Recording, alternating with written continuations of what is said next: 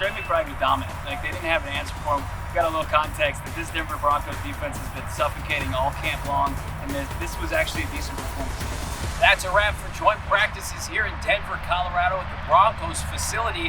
Arizona Cardinals showing today. Johnny Venerable Bo Brack, PHNX Cardinals. Bo, your initial takeaways from a very competitive joint practice. Let's start with the defense. We talked to Calais Campbell, we talked to Mack Wilson Sr. after practice, and it seemed like they felt pretty confident that they slowed down the run game today.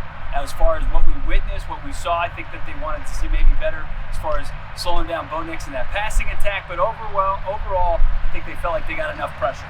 Yeah, it's tough with these joint practices. You're not taking quarterbacks to the ground, so that's a little bit hit or miss. I did see Will Johnson get his kind of welcome to the NFL moment. Sean Payton, Bo Nix going after the 47th overall pick. He stayed late here in practice to get some additional work in. Let's flip the script to the offensive side of the ball.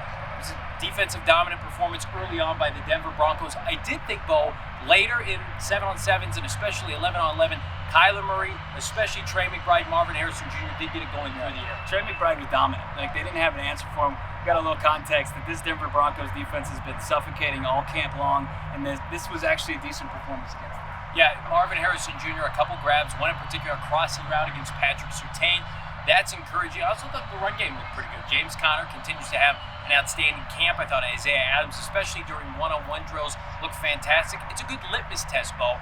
Steve Spagnuolo last week for Kansas City. This week, the #1 defense in the NFL last year, that's only gotten better with additions like Fred Warner and Ufunga at safety. Gives the Cardinals, I think, some positives going into the regular season. No doubt about it, and I absolutely think like the one thing that maybe was left on the field wasn't accomplished was finishing in the red zone. Yeah. But outside of that, you did see a good, compliment to Trey McBride. You saw some Marvin Harrison Jr., saw some Greg Dortch mixed in there. I know they tried to work Zay Jones. Patrick Surtain was on him a couple of times. Yeah, it's a tough assignment. Yeah, have you seen enough from the Arizona Cardinals this preseason to signify a playoff berth?